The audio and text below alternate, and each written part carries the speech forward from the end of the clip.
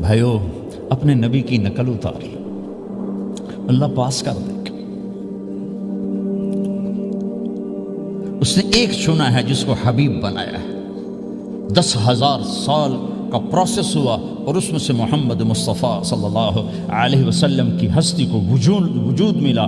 آپ کو آنے میں اتنا زمانہ چاہیے تھا کہ اعلیٰ سے اعلیٰ چیز کے بننے میں دیر لگتی ہے، تو کائنات 10,000 سال گھومی اور تب جا کر میرے حبیب مصطفیٰ صلی اللہ تعالی علیہ وسلم کو اللہ تعالیٰ نے وجود بخشا، سب سے عالی نسب، سب سے عالی خاندان، سب سے عالی صفات۔ اب اللہ کے خزانوں سے لینے کا راستہ پاؤنڈ نہیں، ڈالر نہیں ہے، تجارت نہیں ہے، اللہ سے لینے کا راستہ میرے نبی کا طریقہ ہے۔ تجارت میں ہو، زراعت میں ہو، جاب میں ہو، کھیتی باڑی میں ہو، میرے نبی کا طریقہ ایک مسجد کا ہے، نماز، 5 وقت کی نماز، یہ میرے نبی کی آنکھوں کی ٹھنڈک ہے۔ 5 وقت کی نماز اس امت کی شان پہچان ہے، اور اللہ تعالیٰ نے پہلی امتوں پر اتنی بڑی مشقت ڈالی کہ ان کی نماز مسجد کے علاوہ کہیں نہیں ہوتی تھی، مسجد میں ہی ہوتی تھی۔ ہمارے لیے کتنی آسانی کر دی، جاب میں ہے مصلی بچھا نماز پڑھ، چلو مصلی بھی کوئی نہیں، زمین دیکھ اس پر کوئی گندگی تو کوئی نہیں ہے، بس زمین بھی تیرے لیے پاک ہے، چل نماز پڑھ۔ اور آسانی کر دی، پانی کوئی نہیں ہے، کوئی بات نہیں، مٹی میں ہاتھ مار، منہ پہ مر، پھر ایک ہاتھ مار، یوں کر، چل نماز پڑھ، میں تیری قبول کروں گا۔ یہ کسی امت کے ساتھ یہ نہیں ہوا، انہیں وضو ہی کرنا تھا چاہے پانی 50 میل پر موجود ہو، اور ہمارے لیے پانی کوئی نہیں ہے، چلو تیمم، مٹی میں ہاتھ ہمارا یوں کیا، پھر ہاتھ ہمارا ایک یوں کیا، ایک یوں کیا، چل بھائی اللہ اکبر قبول۔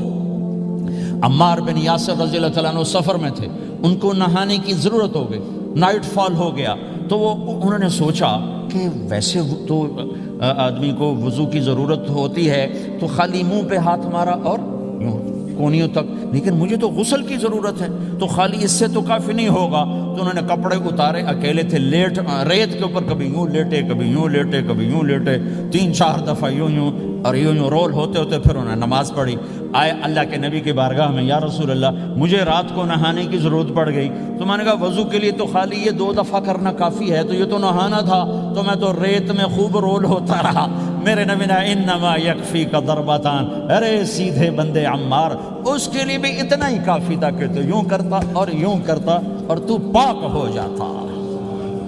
اللہ نے اس نبی کے طفیل، اس محبوب مصطفیٰ صلی اللہ علیہ وسلم کے طفیل، اللہ نے کیا کیا سہولتیں اور آسانیاں ہمیں عطا فرمائی۔ پھر نماز 4 کی 2 رکعت کر دی کہ بھئی تم مسافر ہو 2 پڑھو، روزے میں سفر میں روزہ معاف کر دیا، بعد میں رکھ لینا، بعد میں رکھ لینا، قضا کرنے کو حکم، بالکل چھوڑنے کا نہیں، اور کہا گیا بھائی مریض ہو چھوڑ دو، مسافر ہو چھوڑ دو، اور نماز 2 رکعت کر دو، سنتیں چھوڑ دو۔ ابن عمر رضی اللہ تعالیٰ عنہ بیٹھے تھے تو انہوں نے 2 رکعت پڑھ کے بیٹھ گئے، تو ان کے خادم نے کہا سنتیں نفل نہیں پڑھو گے؟ کہا اگر پڑھنا تو 4 فرض پڑھتا میں، میرے اللہ نے معافی دے دی تو میں کیوں پڑھوں؟ میرے نبی نے سفر میں سنتیں نہیں پڑھی کبھی، اپنی امت کو سہولت دینے، فجر کی سنتیں 2 پڑھتے تھے، اس کے علاوہ سنتیں نہیں پڑھی تاکہ میری امت کو سہولت ہو، آسانی ہو۔ ایک دفعہ بارش ہو رہی تھی اور کوئی جگہ نہیں تھی نماز پڑھنے کے لیے، تو آپ نے اپنی اونٹنی کو آگے کیا اور اس پر بیٹھ گئے، بیٹھے ہی تھے، پیچھے صحابہ نے اونٹنیوں پر ہی صفیں بنائی، اور یہ نماز اونٹنی پہ بیٹھ کر ادا کی گئی بارش کے اندر۔ نماز اونٹنی کے اوپر نماز بھی ہو گئی، رکوع بھی ہو گیا، سجدہ بھی ہو گیا، سلام بھی ہو گیا۔ پہلی امتوں کے لیے نہیں تھا، سجدہ ہی کرنا پڑے گا۔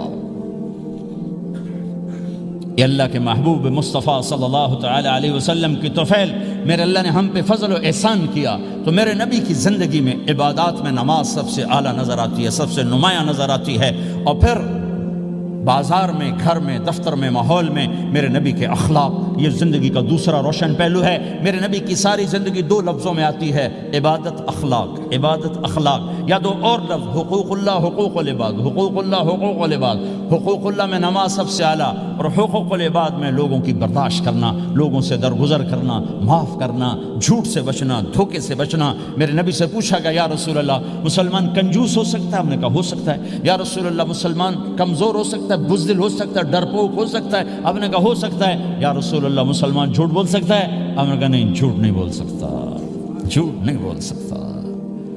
ہاں، الا لعنت اللہ علی الکاذبین، جھوٹوں پہ اللہ کی لعنت۔ اس لعنت کے ساتھ 400 پاؤنڈ بچا لیے، 4000 بچا لیے، 4 ملین بچا لیے، 4 بلین بچا لیے، 4 ٹریلین بچا لیے، ساری دنیا کو بچا لیا، اور اوپر اللہ کی لعنت پڑی تو اللہ کی قسم گھاٹے کا سودا ہے۔ اور سچے ہو گئے، سچ بولا، یہ میں 100 پاؤنڈ کماتا ہوں، لے لو جو لینا ہے اس میں سے، یہ میں 1000 پاؤنڈ کماتا ہوں، لے لو جو لینا ہے، یہ میں 50,000 پاؤنڈ کماتا ہوں، لے لو جو لینا ہے، کہ مسلمان کی زبان سے جھوٹ نہیں نکلتا، سچ ہی بولتا ہے۔ آپ تشریف لے جا رہے ہیں، ایک آواز ہے یا رسول اللہ، آپ نے یوں دیکھا کوئی نظر نہیں آیا، پھر آواز ہے یا رسول اللہ، تو آپ نے دیکھا کہ ہرنی ڈیر چھوٹی وہ کھڑی ہوئی رسی میں بندھی، تو آپ نے کہا کیا ہوا؟ کہا جی آپ کا صحابی مجھے پکڑ کے لایا ہے، میرے چھوٹے چھوٹے بچے بھوک سے رو رہے ہوں گے، آپ مجھے چھوڑ دیں، میں بچوں کو دودھ پلا کے واپس آ جاتا، مجھے پتا ہے میرے اللہ کی تقدیر میرے بارے میں کیا ہے۔ تو آپ نے کہا اگر تو واپس نہ آئی تو پھر؟ تو اس نے کہا مجھے اللہ جہنم میں ڈال دے۔ آپ نے اس کی رسی کھول دی، خود وہیں بیٹھ گئے، اس نے دوڑ لگائی اور پہاڑوں میں گم ہو گئی۔ تھوڑی دیر کے بعد وہ دوڑتی ہوئی آئی اور آ کے سر یا رسول اللہ میں حاضر ہو گیا، تو آپ نے اس کو باندھ کے وہیں آپ بیٹھ گئے نہیں۔ دیر کے بعد وہ صحابی آئے جنہوں نے اس کو شکار کیا تھا، پکڑا تھا، تو کہنے لگے، ان کا یا رسول اللہ آپ یہاں کیسے؟ کہ میں ایک درخواست لے کر آیا ہوں۔ کہ کیا؟ کہ یہ ہرنی مجھے ہدیہ کر دو۔ کہ یا رسول اللہ سب کچھ آپ کا ہے، کہ بس یہ ہدیہ کر دو۔ یا رسول اللہ حاضر۔ تو آپ نے اس کو لے کر رسی اس کی گردن سے نکالی، کہ جا بچی اپنے بچوں کے پاس جا کے خوشی منا، سچ نجات دیتا ہے اور جھوٹ ہلاک کرتا ہے۔ ایک ہرنی جان کی بازی کھیل گئی سچ بولنے کے لیے، تم چند پونڈوں پہ جھوٹ بولتے ہو، ایمان کو برباد کر کے رکھ دیتے ہو۔ مسلمان جھوٹ نہیں بولتا، مسلمان دھوکہ نہیں دیتا، مسلمان کی زبان سے سخت بول نہیں نکلتا، کسی کو بے عزت نہیں کرتا، کسی کو کی بے اکرامی نہیں کرتا، کسی کا دل نہیں توڑتا، کسی کو ذلیل نہیں کرتا، خود سہتا ہے، اوروں کو خوشیاں دیتا ہے، خود دکھ سہتا ہے، اوروں کو راحت دیتا ہے، خود تکلیف سہتا ہے۔ یہ میرے نبی کے اخلاق ہیں، یہ میرے نبی کی زندگی ہے، اور یہ اسلام کا سب سے بڑا چیپٹر ہے، وہ سب سے مشکل چیپٹر ہے۔ جب میرے نبی نے لمبی نمازیں پڑھی تو اللہ نے روک دیا کہ میرے حبیب ما انزلنا علیک القرآن لتشقى، اتنی لمبی نماز نہ پڑھ کے تو تھک جائے۔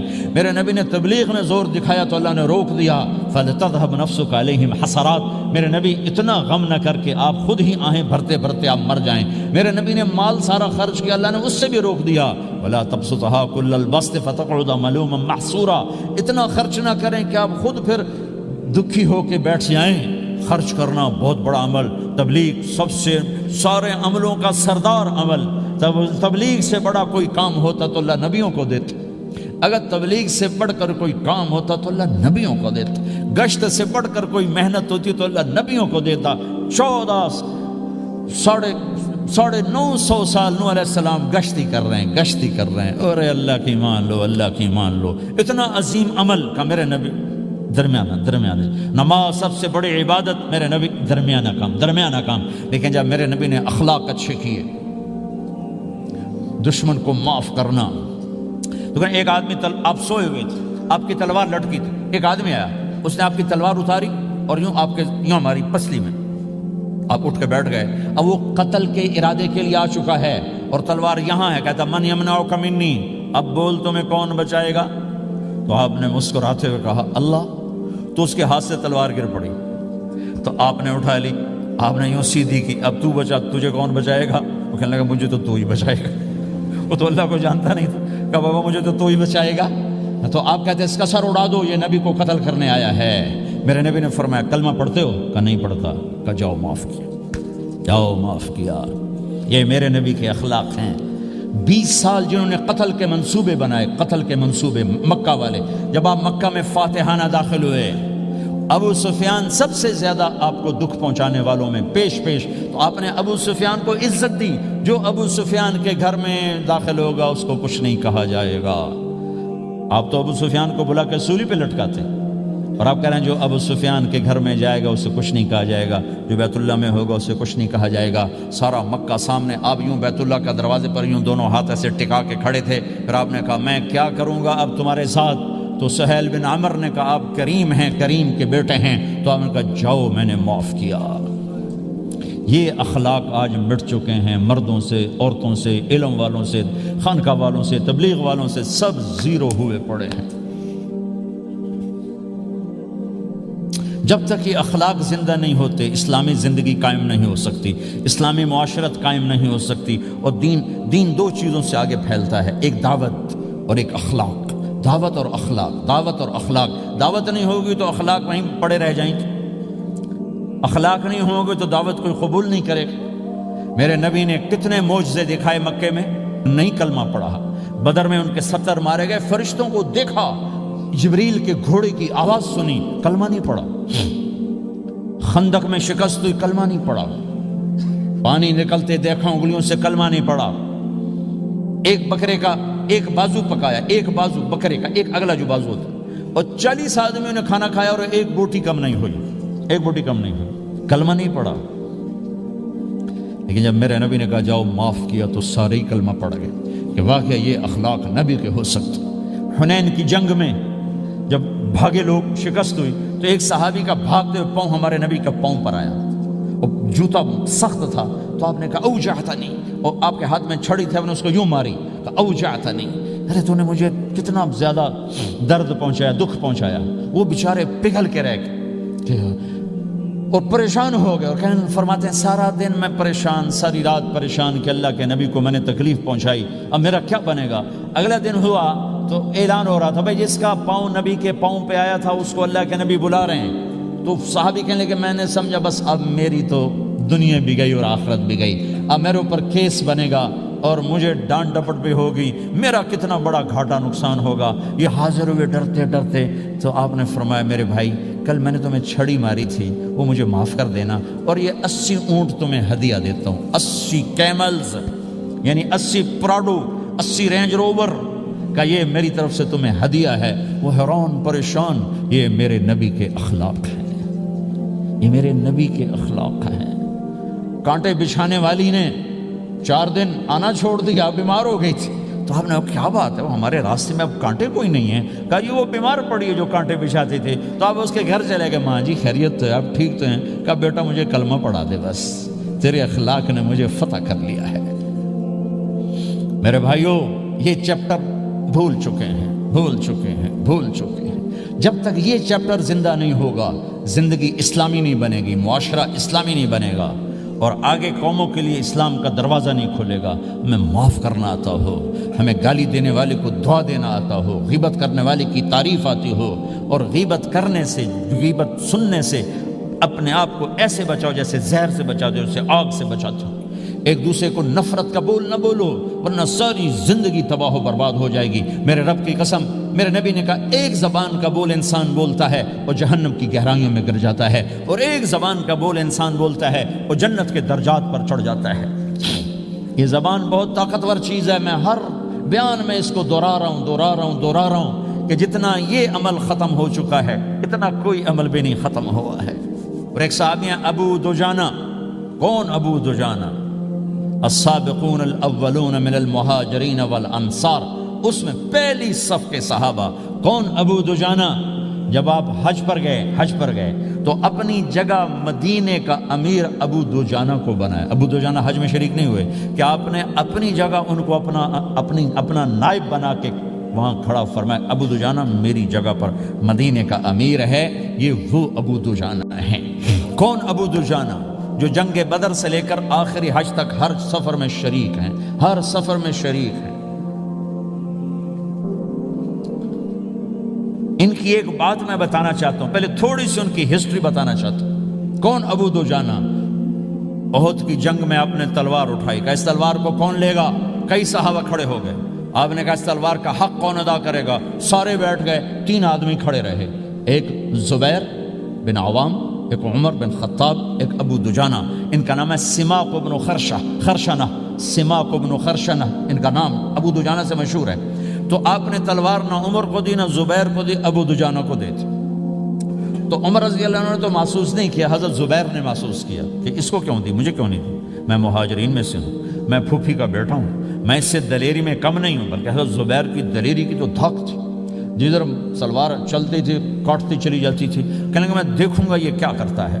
تو ابو دجانہ کے پیچھے پیچھے زبیر ہو لیے، تو ابو دجانہ نے جو حملہ کیا تو 3000 کا لشکر تھا، اس کو چیر کے پار نکل کے، پورے لشکر کو کاٹ کے پار نکل کے، اور آگے عورتیں کھڑی تھیں جو مکے کے لشکر کو تیار کر رہی تھیں۔ نحن بنات طارقی نمشی علی النمارقی مشی القتل بوارقی المسک فی المخالقی المسک فی المفارقی والدر فی المخالقی ان تقبلوا نعانقی وتدبروا نفارقی فراق غیر وامقی، یہ گانا گا رہی تھیں اور ان کو تیار کر رہی تھیں۔ تو جب ابو دجانہ کی تلوار نظر آئی تو سب بھاگی، ہندا پکڑی گئی، تو آپ نے یوں اپنی تلوار ہندا کے سر پر رکھی، انہوں نے چیخ ماری، تلوار ہٹا لی۔ تو زبیر پیچھے پیچھے کہ یہ کیا کیا ہے؟ جنگ میں اگر کوئی عورت حصہ لے اسے مارنا جائز ہے، ویسے جائز نہیں ہے، عورت کو، بچے کو، بوڑھے کو ہاتھ لگانا جائز نہیں ہے۔ تو انہوں نے کہا تلوار کیوں نہیں چلائی؟ کہا میرے محبوب کی تلوار ہے، عورت کے خون سے رنگین کر کے اس کی شان نہیں گھٹانا چاہتا، یہ میرے نبی کی تلوار۔ پھر واپس ہوئے، پھر اٹیک کیا اور پھر مجمع کو چیر دیا۔ سامنے ایک آدمی آ رہا تھا ہاتھی کی طرح، اتنا لمبا موٹا تازہ۔ تو زبیر کہنے لگے میرے جی میں آیا کبھی اس کی ٹکر ہونا، پھر میں دیکھوں ابو دجانہ کیا چیز ہے۔ تو اللہ کا کرنا ایسا ہوا، ابو دجانہ دونوں آمنے سامنے ہو گئے۔ تو وہ ایسے شاہ سوار تھے کہ دونوں طرف کے لشکر ذرا تھم گئے اور وہ دونوں بھڑ گئے۔ ابو دجانہ کے اپنے جوہر، اس پہلوان کے اپنے جوہر، غبار اٹھا، مٹی اٹھی، اور اس کی اپنی طاقت، ان کی اپنی طاقت، انہوں نے ابو دجانہ کو اس نے زخمی کر دیا۔ ابو دجانہ نے جو جوش میں آ کے ماری تلوار، اس کو لگی یہاں، تو اتنی طاقت سے لگی کہ اس کے نیچے اتر کر 2 ٹکڑوں میں تقسیم کر دی۔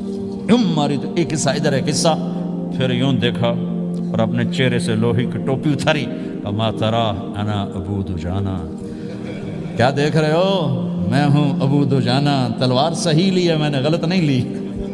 یہ ابو دجانہ ہے۔ اور جب شکست ہو گئی احد کی جنگ میں، اور پھر 10-12 آدمیوں نے آپ کو گھیرے میں لیا ہوا تھا، ان میں ایک ابو بکر تھے، عمر تھے، علی تھے، طلحہ تھے، زبیر تھے، سعد بن ابی وقاص تھے، اور سہل بن حنیف تھے، عبادہ قتادہ بن نعمان تھے، اور ابو دجانہ تھے رضی اللہ تعالی عنہم۔ ان میں سے ایک ابو دجانہ بھی تھے، اور یمامہ کی جنگ میں ابو دجانہ شہید ہوئے، یمامہ کی جنگ میں شہید ہوئے۔ یہ ابو دجانہ کی تھوڑی سی سیرت آپ کے سامنے آئی ہے۔ اس کے بعد اب آپ ان کے قول کو سنو تاکہ اس کا وزن آپ کے سامنے آئے۔ یہ بدر کے شریک ہیں، اللہ کے نبی نے کہا بدر کا صحابی جو مرضی کرے بخشا گیا۔ یہ صلح حدیبیہ کے شریک ہیں، اللہ نے قرآن میں کہا لقد رضی اللہ، میں ان سے راضی ہو گیا۔ یہ صحابی ہیں، اللہ نے کہا کلا وعد اللہ الحسنی، اے میرا نبی تیرے ہر صحابی کے لیے جنت کا وعدہ ہے۔ اور اب یہ کیا کہتے ہیں؟ یہ کیا کہتے ہیں لوگو؟ ان ارجع عملی عند، لوگو میرے پاس، ابو دجانہ میرے پاس بخشش کا سب سے بڑا عمل جانتے ہو کیا ہے؟ بدر نہیں، احد نہیں، حدیبیہ نہیں، خندق نہیں، خیبر نہیں، فتح مکہ نہیں، آخری حج نہیں۔ کیا ہے؟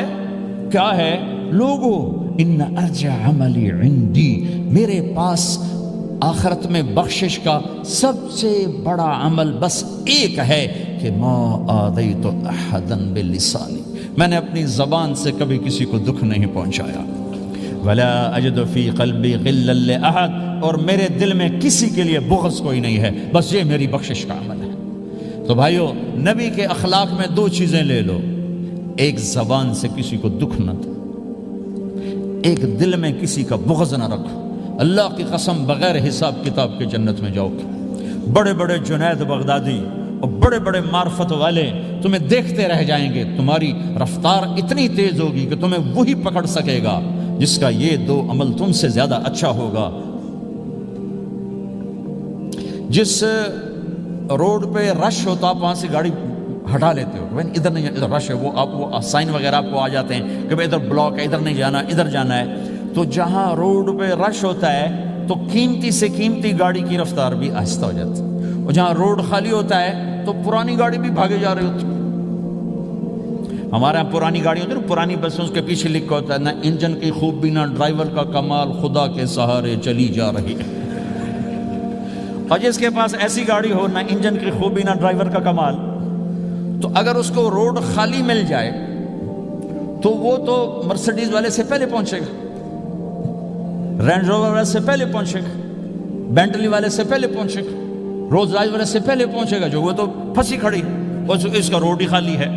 تو میرے بھائیوں، یہ میں ایک مثال دیتا ہوں، عبادات کی روڈ پہ بہت رش ہے، نمازی بے شمار ہیں، روزے دار بے شمار ہیں، عمرے والے بے شمار ہیں، حج والے بے شمار ہیں، اور تہجد گزار بے شمار ہیں، علماء بے شمار ہیں، حافظ بے شمار ہیں، ذکر والے بے شمار ہیں، بہت رش ہے، تبلیغ والے بے شمار ہیں، لیکن جو اخلاق والا روڈ ہے نا، یہ خالی پڑا ہے۔ اس پہ موٹر زوکی پہ چڑھ کے آ جاؤ تو سب سے آگے نکل جاؤ، سائیکل پہ چڑھ کے آ جاؤ تو سب سے آگے نکل جاؤ، کہ روڈ ہی خالی ہے، اخلاق کا روڈ خالی ہے۔